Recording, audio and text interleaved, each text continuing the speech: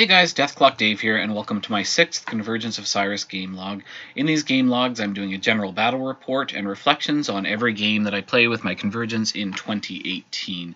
The purpose of these logs is to get me reflecting on each of the games that I play and try to have me growing as a player and learning from the mistakes that I have made. So this game was played on March 14th. It was actually live streamed, so if you like, you can check the description below and watch the full-length version of the match or the battle report recap where both my opponent and I do commentary.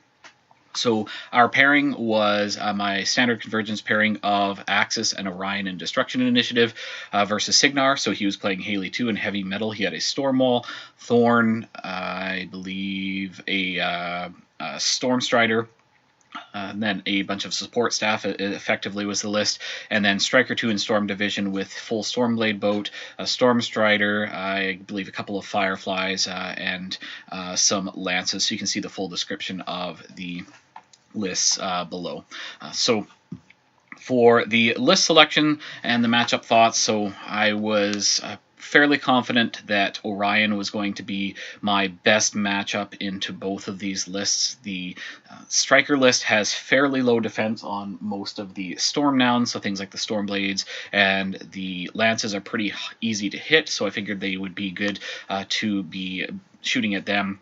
He also has lots of anti-shooting defensive tech in terms of having Arcane Shield and also, I can't remember if it's called Deflection or Deceleration now, so lots of armor versus shooting, but Orion has his Spell Piercer spell, which allows him to get through that. So I wasn't super confident that the Teps in the Axis list could kill the Storm Lances enough to make sure that they're not threatening me. So the Teps like to be moving up and killing whatever threatens them, and then not be threatened from there. But with the Storm Lances potentially being so high in their armor, I might only end up killing one or something and then get charged by the remaining four. So I figured in general Orion was going to be a better matchup. Also, with the speed debuff from the Axis feat, Striker can still go really far even without charging, and with the speed debuff, he can move really far with his standard movement and then velocity, and then just swinging with his 2-inch reach. So I figured overall that Orion was going to be a better matchup. If he picked the Haley matchup,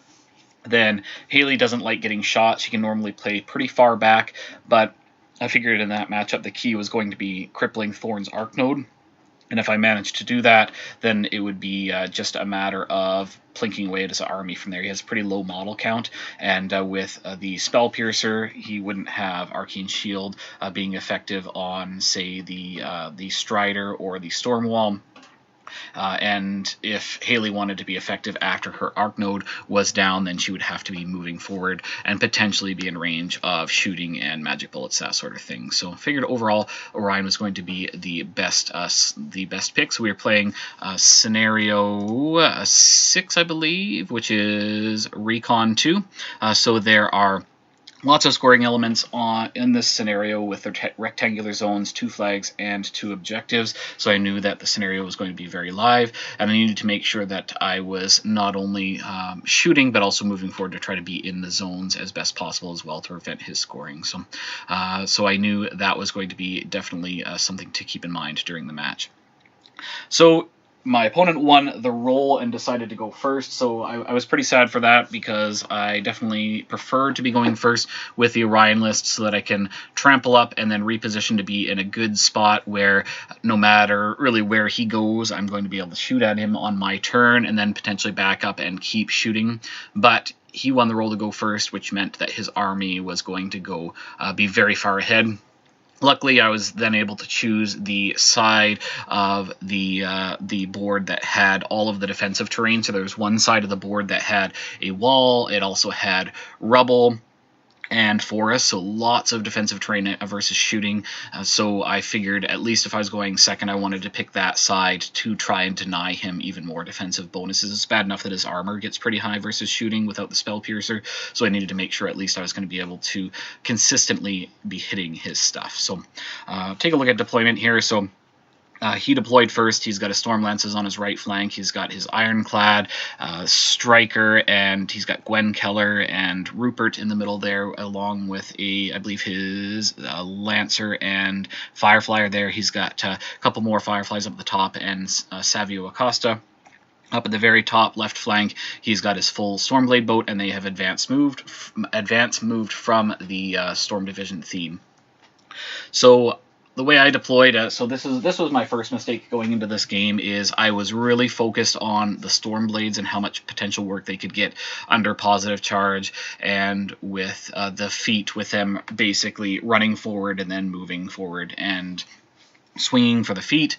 So I got a little bit tunnel vision on them. So I've got, I believe, all 9 pretty much of my elimination servitors on the right flank. So you can see from this picture, I'm very hard to the right flank, and that was a big mistake, because with this scenario being so live, it meant that I had very few expendable models to put in the bottom zone and near his flag to contest. So I needed to have a bunch of those elimination servitors down toward the left, or at least have me more left oriented, so that I could centrally be located to contest both of those zones and his flag, because I wanted to be shooting as much as possible, but I also had to be very aware of the scenario. So that was definitely a big mistake. I was excited about the elimination servitors being able to plink away at the Stormblades and kill pretty much all of them, because they're needing, I believe, 7s to hit, and then they auto kill. So that was exciting times, but I got a little bit too tunnel vision there. I also ended up with my 3 ground pounders toward that direction, so my assimilators are on the right flank as well. So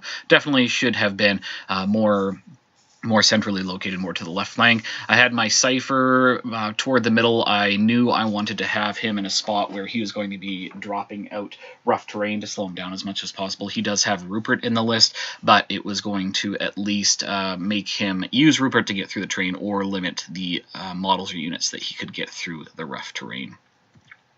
So on his first turn, he really just ran everything up. He was very aware of my threat ranges and made sure to keep everything out of my shooting ranges so that I could not shoot him on the first turn.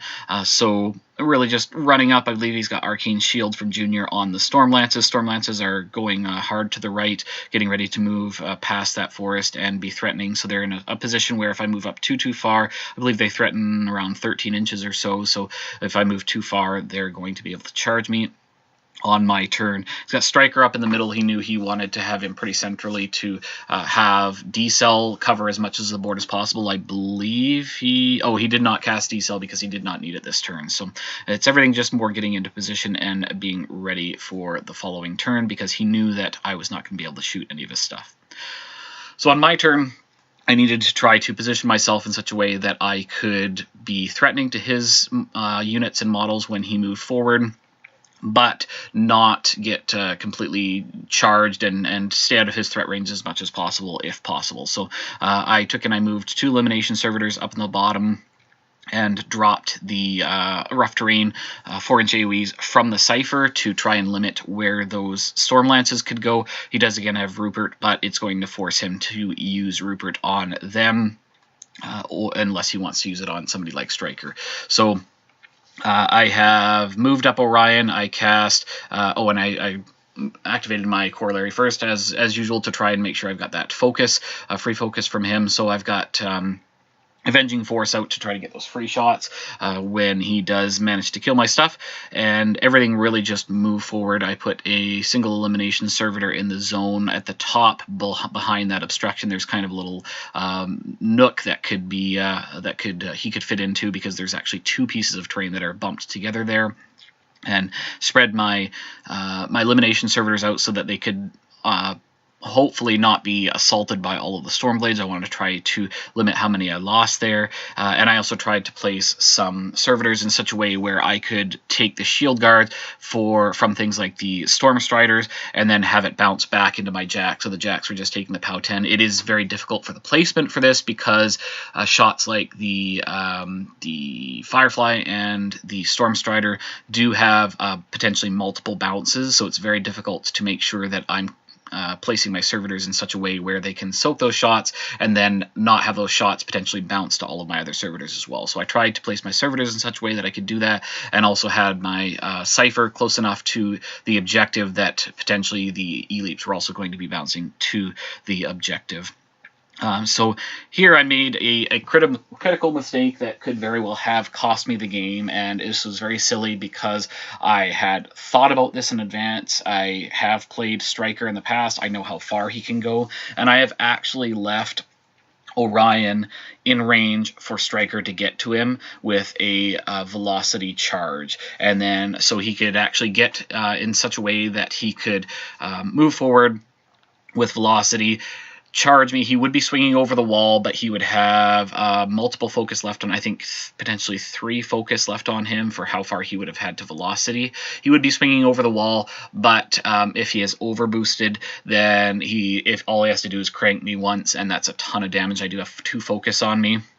And then he could have also feeded and moved over the wall, and then taken his feet shot or swing at me from not over the wall. So it was very, very bad times, and I definitely left him in a bad spot. And on the beginning of my opponent's turn, he actually spent a lot of time looking at this to figure out if that would work. He could have moved Rupert up and used March to give him Pathfinder, and then had Striker move through the rough terrain and get to me from there. So, and I believe we rolled it out just for kicks, and he would have like 1 or 2 shotted me basically. So that was a big mistake on my turn. I did not need to be that far forward. I think I needed to be like maybe an inch or so back, and I would have been perfectly safe. So that was very silly on my part, and potentially could have cost me the game. If he did go for it and happened to miss enough to not kill me or not roll high enough to kill me, then it's basically game over at that point, because he's got Striker right in my face. He would have taken damage from the overboost, and then I've got my whole army right there ready to put the damage into him if need be. But definitely a big mistake on my part. So guys, if you play against Striker 2, be very aware how far he can go. I think it's something like 17 inches with the velocity and the charge and the reach, and then the feet after that. So he goes a really long ways. So on his turn, he opted to just do some more positioning. He did get some shots into some different things. He bounced some E-Leaps from the Fireflies to try and take some of my Servitors out to eliminate how many shield guards I had. He moved his Stormblades up at the top and just got them spread out so that I couldn't easily ground pound them all. I believe he may have assaulted one of them to get some damage on one of my jacks, so that one red one is pretty far forward by the rubble. And just taking shots and trying to soften me up. He did take shots with the Stormstrider as well. I believe I took a decent amount of damage on at least one of my jacks with the E-Leaps before he had been able to clear out a fair number of my shield guards. I believe at least one of the E-Leaps did bounce into the objective as well, which helped to mitigate what he could do. I think at least one of the E-Leaps also got into my Corollary to do some damage there too. So he moved Striker up just to be behind the corner of that house. He cast Deceleration to have the buff for the armor up, and he also had his Storm Lances run hard to the right flank, so they're in a lovely position now around that forest so that they can charge me no problem. He did, I believe, leave his Squire too far back, so that was a mistake. He's left him on the hill, so he's not going to be able to pull off of him next turn, and also his control range would have been shortened for the decel bonus. So I'm in a pretty bad spot in terms of where his stuff is, and I'd been hoping to be able to shoot more of it before it got to me. I probably should have put more focus into things like the Fireflies to try to kill them, because once a Firefly gets close enough to you, I think the Stormstrider is shooting at you at like POW 17 or something ridiculous like that. So my shot prioritization definitely needed to be looked at there, and he moved his one Firefly at the top close enough, I believe, to contest, because this is 2B, I believe, that we're on. Oh, 2A. So no scoring yet until the following turn. So he's getting in a position where he can potentially contest my flag on my turn as well. So So that was his turn, really just, and I believe he killed one of the attunement servitors in the middle of the rough terrain AoE. And you can see Gwen Keller is between the Lancer and Striker, so she is the red model there. And I want to just take a minute to talk about this, because I think this would have been my chance to potentially kill Striker, if not do a significant amount of damage to him. So I did a bunch of looking at this on my turn, but I missed one critical step. So what I was looking at was potentially shooting so I would feat with Orion and shoot the Lancer with Orion's gun, because both Gwen Keller and Striker are actually close enough that they would have gotten pulled. So I believe his whole army is immune to electricity anyway, so it wouldn't have done any damage. But I could have pulled Striker potentially far enough away from the house to deny him that cover bonus, because Striker's base is, I believe he's base defense 16, so he goes to 20 behind that house. So even with my feet, it's bad times trying to shoot at defense 20. So I did lots of looking here, and if I had gone with that plan, it would have moved both Gwen and Striker, but Striker would not have been far enough away from the house after all said and done to deny the cover from all of my army. So I actually ended up aborting that plan on my next turn, but I got thinking about it afterwards, and if you look at the placement of my Diffuser, so he's just below and to the left of the monitor,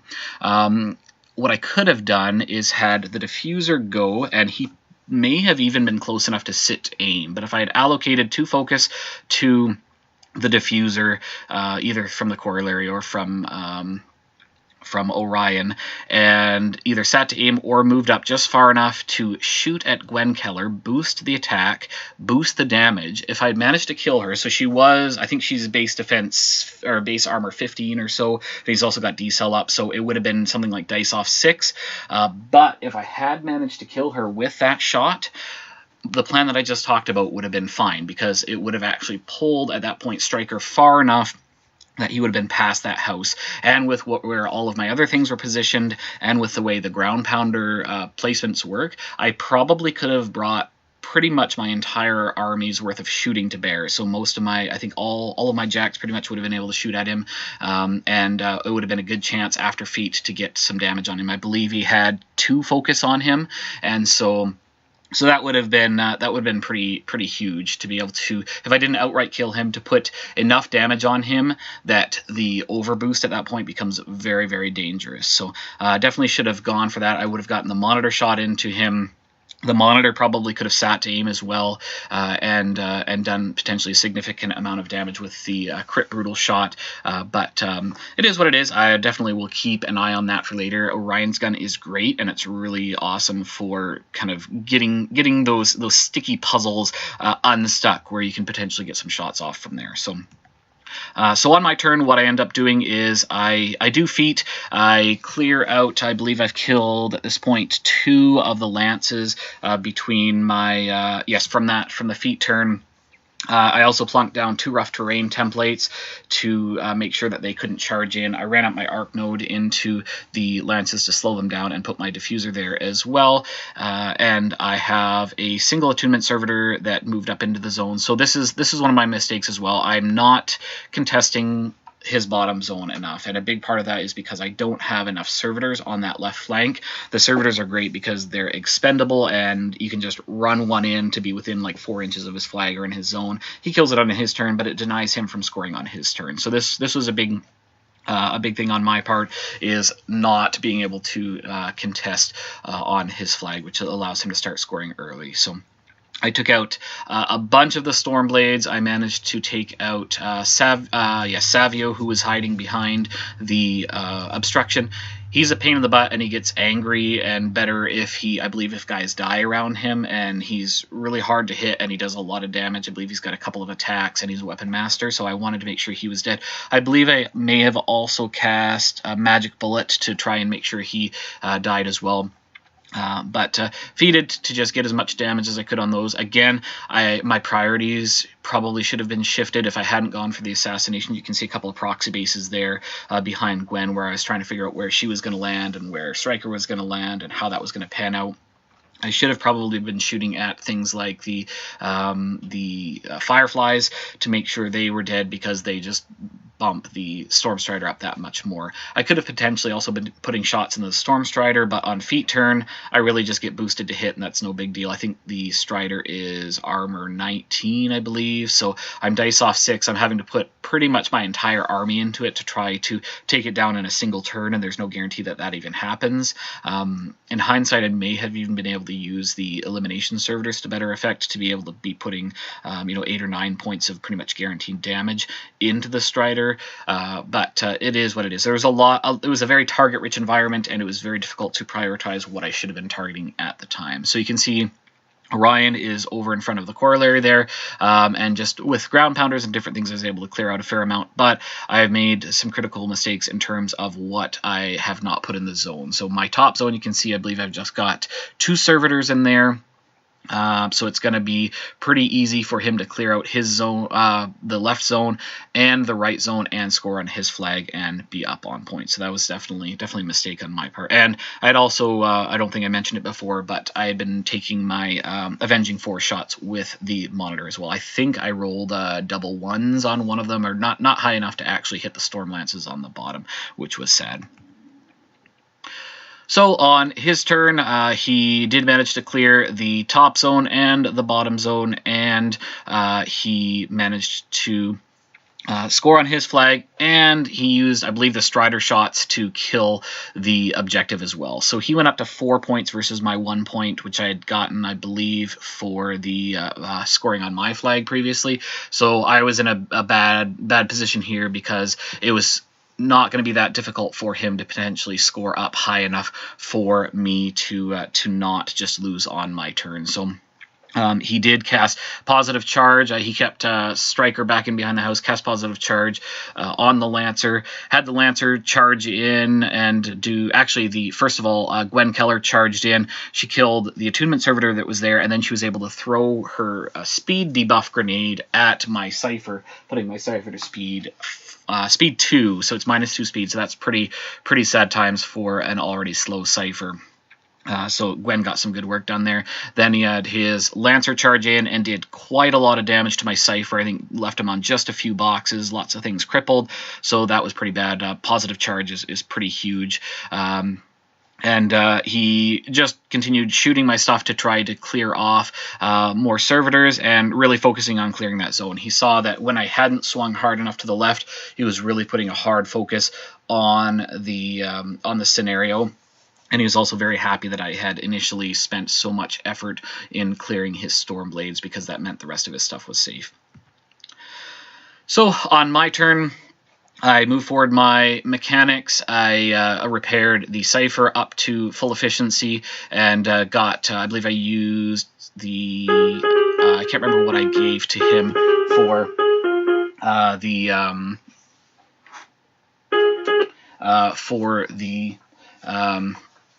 sorry guys, my phone was just ringing there. I can't remember what I gave him for focus, but he waddled up and he did some punching on the Lancer. And my monitor, I believe, moved up and did some shooting, really just trying to do some damage control at this point, because I know I'm so far down on the scenario.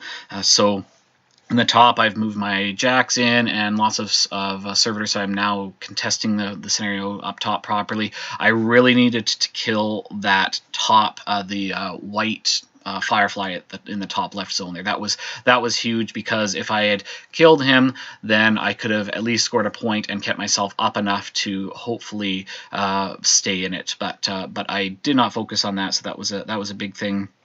And on his turn, he's basically already won at this point, but on his turn he wanted to see what he was able to do with Striker, because Striker's a beast. So he took and he used Velocity to get out around the house.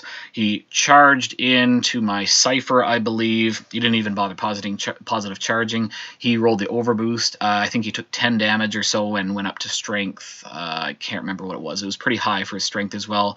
And he one-rounded the Cipher for what he had left on it, and my monitor still shows as there, but he actually killed the monitor as well. And at that point, the rest didn't really matter. So on my turn, he's basically scored up to at least 6 points, which is enough to win the game because he has cleared the bottom zone and scored on his flag again. So definitely I love the Orion list. It's really fun. I love shooting lists. It gets a lot of work done. And from an attrition standpoint, if he had looked at it for what he's got left on the table versus what I've got left on the table, I was far ahead on the attrition side, but I really need to make sure with the Orion list that I'm focusing hard on the scenario. With a shooting list, it's easy to want to stay back and be out of threat ranges and make sure you're not being charged and stuff, but you also have to be scenario relevant, because just having servitors in there are often not enough to make sure that you're contesting in a meaningful way. So it was a good game. I definitely need to make sure my my deployment is better next time, to make sure that I've got my servitors spread out so that they can run to either zone and be good contesting pieces, and also be spread out for extra shield guards. And I need to make sure that my target prioritization is better, and I need to focus on what I could potentially do for assassination. So I got to remember Orion's gun, and each turn probably just have a quick look just to see if there's a way that I can potentially use the push or pull from Orion's gun to get a Warcaster or an important piece into a position where the rest of my army can then take advantage of that position. So it was a good game, a good learning experience, and thank you guys for watching, and we look forward to seeing you for the next match. Take care.